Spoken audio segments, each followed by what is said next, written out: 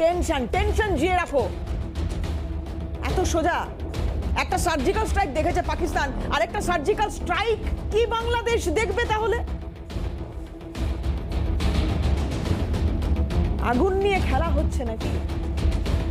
এইভাবে চ্যালেঞ্জ দেওয়ার চেষ্টা হচ্ছে নাকি? প্রশ্ন তো এটা নিয়েই উঠছে। ভারতের শিলিগুড়ি করিডোরকে নজরে রাখছে বাংলাদেশ সেনা।